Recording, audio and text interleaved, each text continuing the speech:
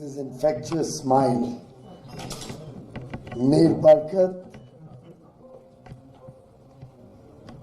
Ambassador Mr. J.P. Singh, all the distinguished officials from Israel and India, all the very, very enthusiastic persons from the business community, both of Israel and India. And Neer and I were just discussing that when we first started talking to each other, we had never imagined that the largest ever delegation that went out from Israel would come to India, or we would have so much enthusiasm of persons from India coming in to visit along with me during my very first visit to Israel, over a lifetime of desire to be here. In fact, I almost felt blessed when I landed and when I was taking the morning walk along the water. I couldn't believe I'm here. Truly delighted that after 48 years of my first experience of Israel, when I read the book Exodus, written by Leo Urey. I was only 13 at that point of time, so I'm also telling you my age. I was in grade 8 in school, and I remember for nights on end, I would not sleep because it was the very history of Israel was so gripping. It was irresistible. I just could not put down learning about the glorious history of the Jewish people, their struggles for the promised land, the parting wish that every Jewish person would express while meeting anybody next year in Jerusalem. And if I can quote from the Exodus, and I quote, our very existence, the Jewish people, our very existence is a miracle. We outlived Romans, Greeks, and even Hitler.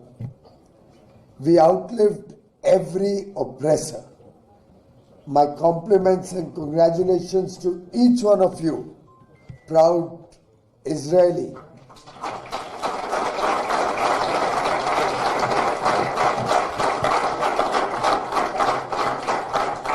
And a very good morning, Boker Tov, to all the assembled friends in the room. Shalom. And I come with the greetings and best wishes of 1.4 billion Indians.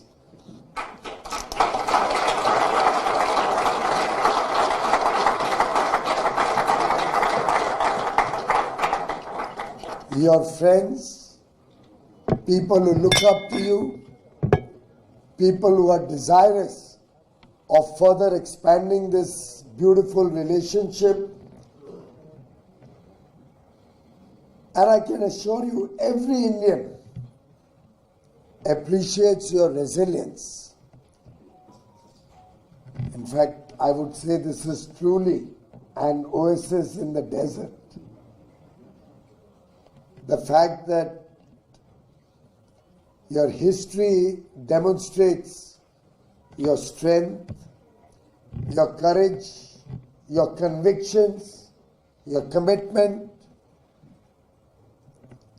and that fire in the belly, that huge desire to work in such adverse circumstances is truly a remarkable testimony to your achievements, to your capabilities, and to your future. When I read Exodus, I'd made up my mind I must visit Israel. I don't know what was holding me back, but over the years, somehow you went around the whole world. You never landed up in Israel. And therefore, for me, it's truly a blessed moment that my good friend Neer has brought me here. And I don't think if it was not for his perseverance, if it was not for his regular commitment to this relationship, the regular phone calls we had, the unhappiness that he would also share with me that I'm not reciprocating his lovely visit to India, that finally I was able to come here. I shall forever be indebted to you, my brother.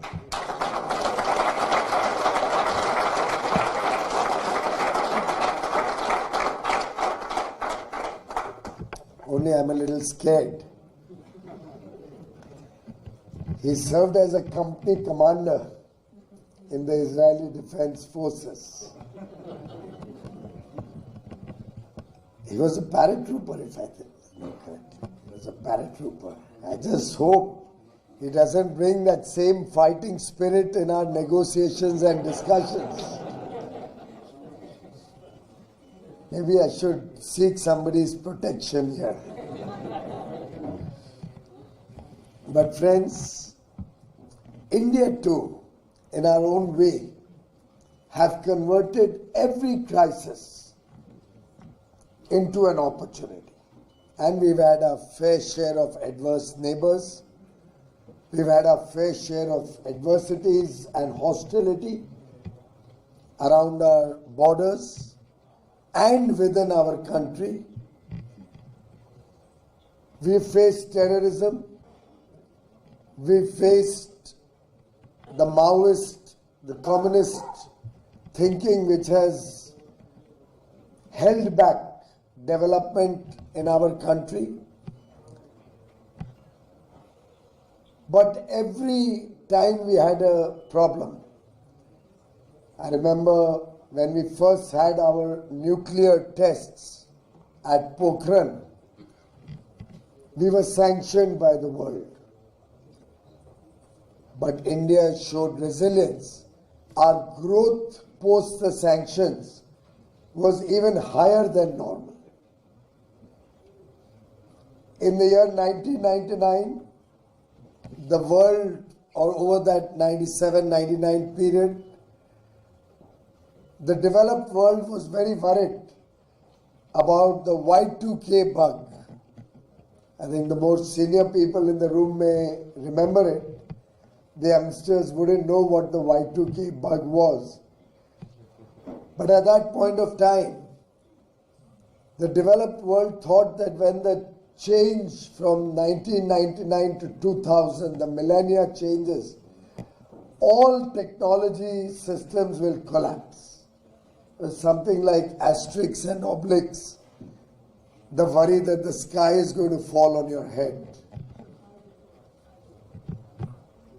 And that gave our IT industry another opportunity to give solutions to the world to address the possible collapse of technology solutions. Nothing happened on 1st January 2000, except that the information technology, the IT industry in India took wings and never looked back since then, and has been at the forefront of providing technology solutions to countries around the world. In 2007-08, we had the global financial crisis. India grew at its highest, fastest ever rate in the years after the global financial crisis. When COVID hit the world, everybody wrote off India. They thought with 1.4 billion people, there would probably be people dying of starvation and hunger in that situation. And many of us now, I think 5 years later, have almost forgotten February of 2000, when everybody was uncertain about the future. Nobody knew what's going to happen tomorrow. It was almost as if it was Armageddon. But India powered on. Since COVID, 21-22 period, after we addressed the challenges of COVID, and of course during that period we provided food to over 100 countries, we provided vaccines and medicines to over 150 countries, free of charge to 100 of them or more. We administered 2.5 billion COVID vaccines made in India and made at a cost of only $1.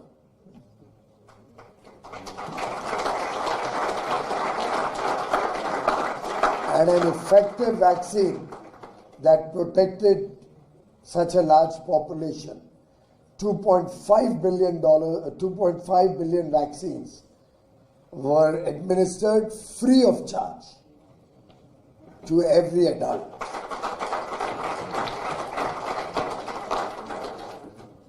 And post-COVID, we continue for 4 years to be the fastest growing large economy on Mother Earth.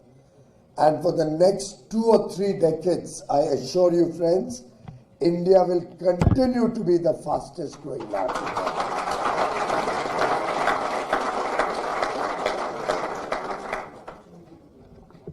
In fact, even the current year,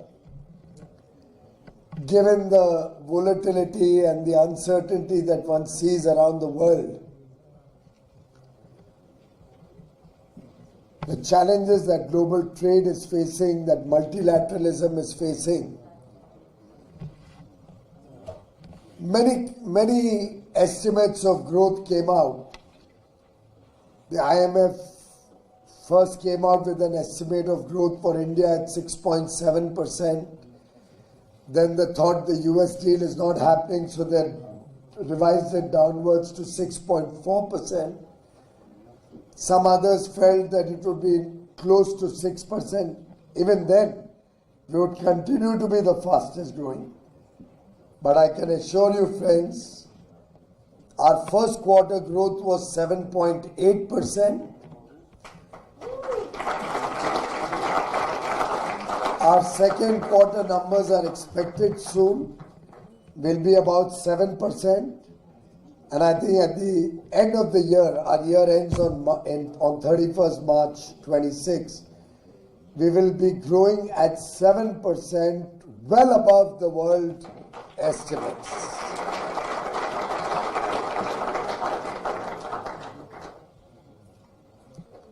We've also just seen a ratings upgrade after 18 years, even though we in India believe that even after the upgrade, we are highly underrated for the performance, for the strong macroeconomic fundamentals, for this fast pace of growth, for the very controlled inflation. Our last decade inflation has been the lowest India has seen since independence. And we got independence around the same time. Yours was 49, ours was 47. 48 and 47. So we, in some sense, we are brothers in that respect too. Last month inflation was about 0.3%, if I remember correctly. 0.3%. And this year we'll have an average inflation of anywhere between 3-3.5%. Our growth is high, our inflation is low, our forex reserves are at an all-time high of about $700 billion. Our banking system is strong with very low non-performing assets. I think the net non-performing loans of the entire banking system is less than 0.5%. A very robust and focused investment in infrastructure, consistently above $130 billion every year, so that we can provide infrastructure for the future to sustain this growth momentum. We are uniting the country through several means. We have one grid, electricity grid through the whole nation, not regional grids like many other parts of the world have. We have one goods and services tax, the indirect tax, across the country. We already had direct tax as only one. Many countries have different rates of tax, even within a country. It's a country that derives strength from unity. It's a country that's very proud of its own history, its own heritage, its own traditions, its own culture, and its own struggles, having been under foreign rule for many centuries. First the Mughals, then the British, and today the Prime Minister, Mr. Narendra Modi, is focused on shedding the colonial mindset that we had inherited through years and years of foreign rule, is bringing the nation together with a sense of duty and with the courage of conviction to be a developed nation by 2047, when we celebrate 100 years of our independence. And friends, as the Honorable Prime Minister Mr. Modi had said, and I'd like to quote, relationship between India and Israel is one of traditions, culture, trust, and friendship, unquote. And that is what I bring along with my colleagues, my delegation, when I come to Tel Aviv, when I go to Jerusalem tomorrow, when I experience this beautiful country, the beautiful people, the lovely bonhomie between the people of Israel and India, the trust, the relationship, the friendship, it truly excites me to see a bright future ahead of us.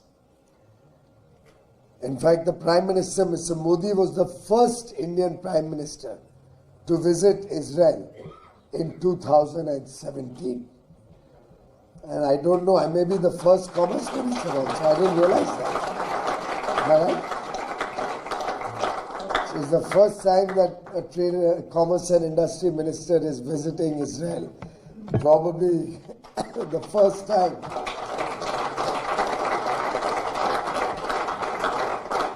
A business delegation has visited Israel. And in this first visit itself, we are already planning a very bright future together. Because if Israel and India are together, the sky is the limit.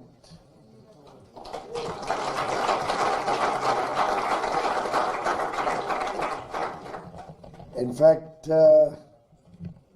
Prime Minister Benjamin Netanyahu had articulated this, and if I may quote, even the sky is not the limit in cooperation between India and Israel.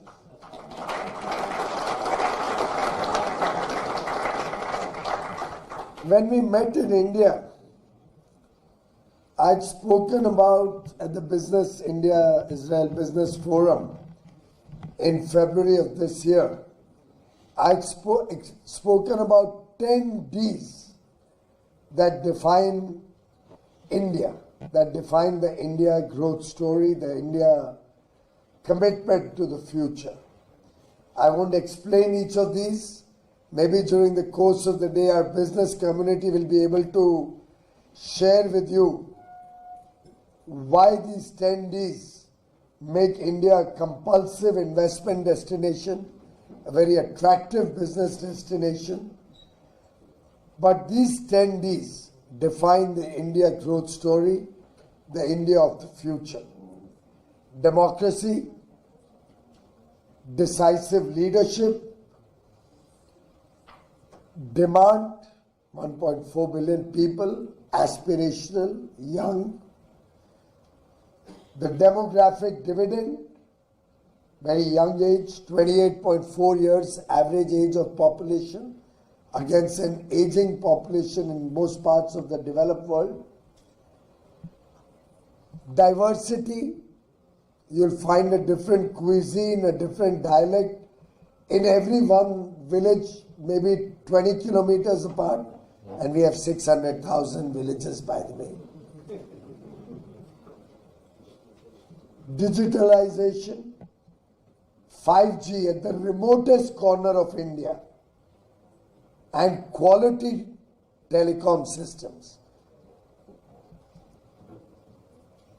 Decarbonization, very focused on sustainability, and one of the best performing countries in the G20 when it comes to our meeting the intended nationally determined contributions that we had agreed on as per the Paris Agreement. Determination of 1.4 billion young Indians. The fast pace of development, infrastructure, manufacturing, technology, education, healthcare, every field, pace of development which you couldn't have imagined maybe a few years ago. And most important element which summarizes all of them is dependability, trust. I bring with you a nation that trusts Israel, and I offer the trust of 1.4 billion Indians to each one of you. I am very confident that the speed, the scale, the skill, the talent that India offers, the investor-friendly, predictable atmosphere to do business provides huge opportunities for business persons from both sides. Opportunities in technology, could be fintech, could be agri-tech, could be artificial intelligence, could be quantum computing, could be machine learning, pharmaceuticals, space, most important of all, defense. Unlimited possibilities, unlimited potential. Let us go for it. And as your Prime Minister, Mr. Benjamin Netanyahu, also said, and I quote, the formula for success is simple. It's I2T2. Indian talent and Israeli technology equals Israel-India ties for tomorrow. Thank you very much, ladies and gentlemen. Thank you, Honorable Minister, my brother, Meet Barkat, for this wonderful opportunity and for giving me the blessings of being in the promised land. Thank you.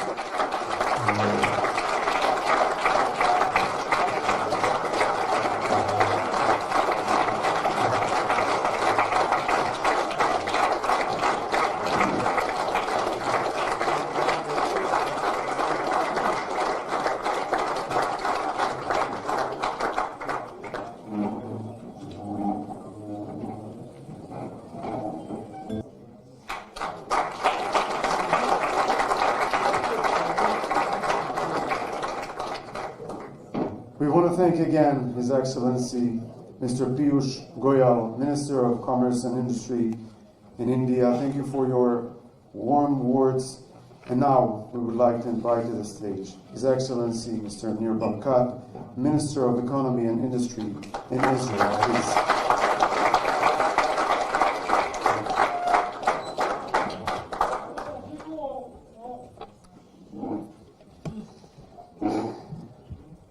Good morning, everyone.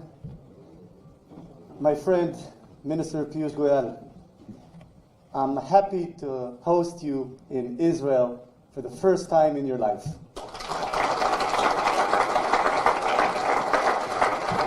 I said first, not last. This is just the beginning, and I think that when people hear you speak, hopefully you all understand why I love you so much. You're a dear friend, a personal friend, but also represent the friendship between India and Israel, which is so near and dear to our heart. Thank you so much.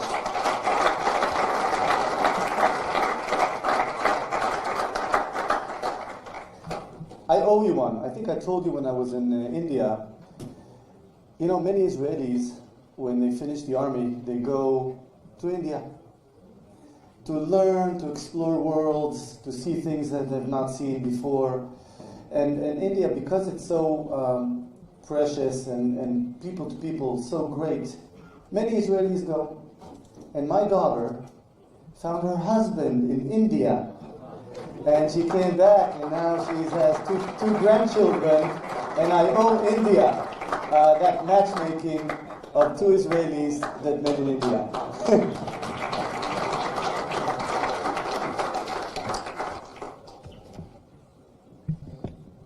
It's a little bit difficult for Israelis to understand the scope and the size of India. I'll give you an example, okay? I think there's about 150 Indians here in this room. So for every 150 Indians, there's one Israeli. So imagine that all the Indians here in the room, there should be only one of us here in Israel collaborating with you. That's the scope and the size that people in our country sometimes find it difficult to understand. But the people-to-people relationship, the fact that we are both people of history, thousands of years of history, and pride, and honor, and trust, that is why I believe you can look into the future and understand that both our peoples can collaborate so well together and align interests. We have same challenges, same goals, respect to each other. And when I look into the future, I think I said to you, Minister, that I think that India is a giant waking up. Huge size, huge growth. I think that looking in perspective at the world, you see, of course, the US is a great partner of Israel. Europe is sort of stuttering, trying to figure out what to do. Zero growth. Unfortunately, many Jews are leaving Europe, coming to Israel. And unfortunately, you see Europe changing, I don't think for the best. But Europe is only 9% of the world. 59% of the world is in Asia. And within those 59%, certainly India is the biggest country, the 5th largest economy, soon to become the 3rd largest economy, not many years from now, is a great bet for us. When I look at India and I look into the future, I'm saying to everyone, hedge on India. India is the next big thing, and we want to be the best partner for India all over the world.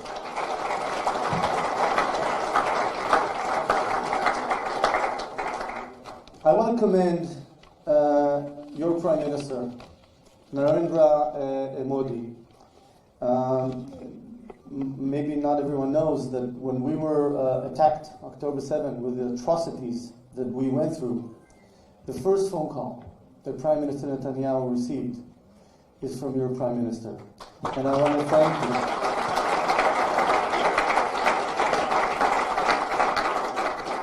you. We went through very challenging two years. Terrible war that exposed the monsters around us. It started with Gaza, with the terror attack from Gaza, but then expanded to 7 fronts. And Israel needed to deal on a very aggressive war on 7 fronts. And when people look at where Israel is today, huge victory. We dismantled the evil axis, starting with Iran, going through Hezbollah in Lebanon, Hamas in Gaza. We're still fighting there. It's still not over for us. But everyone understands that we dismantled them, and right now the goal is to dismantle Hamas totally, and I believe we will do that in a way that the world will recognize what happens to bad guys. I think that the whole shift in the Middle East is different today. Prime Minister Netanyahu managed wisely to manage of course, the war, and also geopolitics in the world. And today, Israel is presenting an amazing future, both on geopolitics and, of course, in the economy. And I want to share a little bit of how I view our future in terms of economy. Israel today does $150 billion export. It's a big number.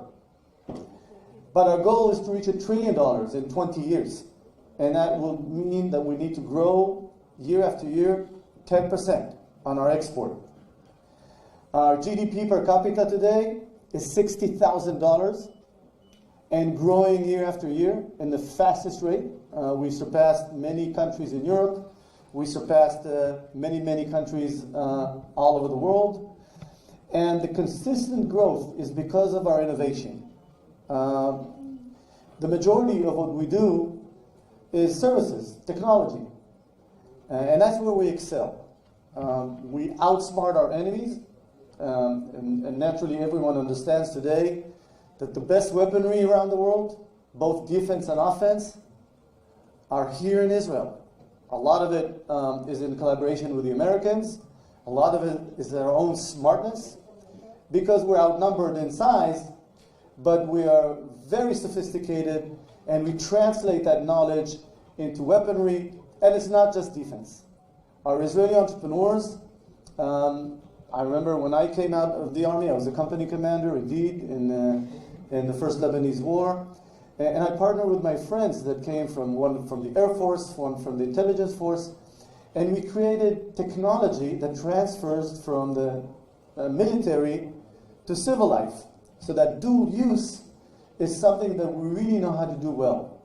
And today, with the knowledge that we have in classic high-tech, agro-tech, food tech, desert tech, health tech, tech. And the tech side of us is usually really out-of-the-box thinking. And what Israelis seek around the world is how to find the right partners to take that technology and translate that into business. And here's where the match between Israel and India is so complementary. If you have an idea out of the box that may change the world, until you put it in the box, it has no value.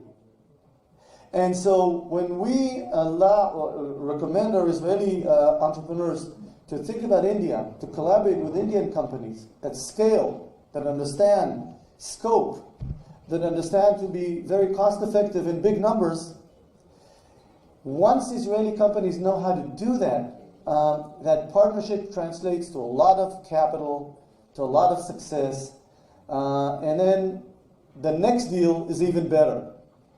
And I believe that when we marry the platform, the innovation platform, with the huge industrial power, the huge scope of India, that translates really, really well to win-win economies. So I believe that both Mr. Piyush Goyal and myself see that this relationship is something extremely valuable.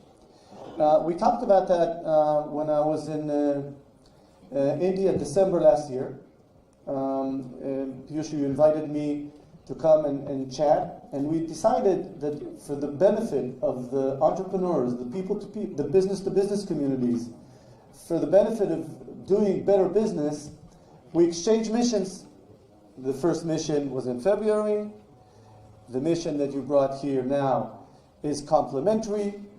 And I believe at the tail end of this day, we will better understand what our business communities are telling us, what they need from both sides for us to open up and enable future growth together, to increase the trade, export, import.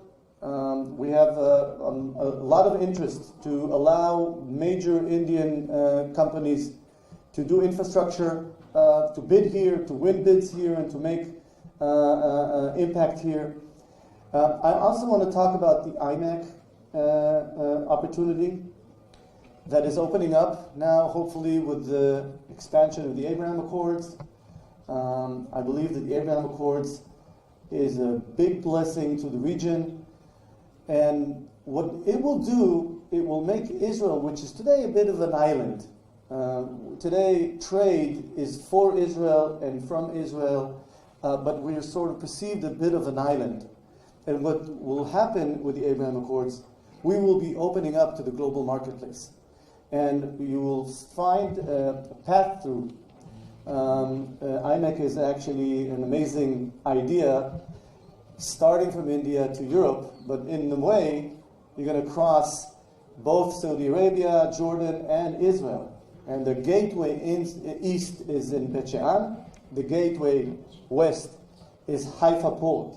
Looking at Europe, I think Adani made a big bet when he acquired the port of Haifa. I believe he understood that within the ports of India and the port of Haifa, there's a path through for peace, path through for collaboration. It's not just a route for trade. It's also a route for energy, for knowledge, and it symbolizes something very powerful of making Israel part of the major trade happening in the world. So I believe this is another opportunity that we should be discussing, and my team is already sitting and trying to figure out how we engage with this beautiful idea that represents a new era in the Middle East.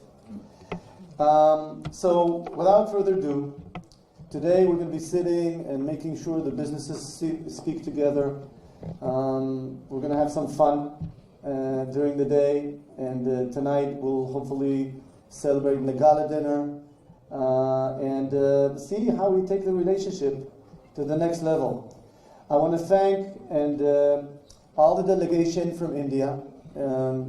Enjoy your time here, and create friends, and go back home with a lot of knowledge and power. And I'm honestly so happy today that we made this visit come true. Thank you very much, and good luck to us all.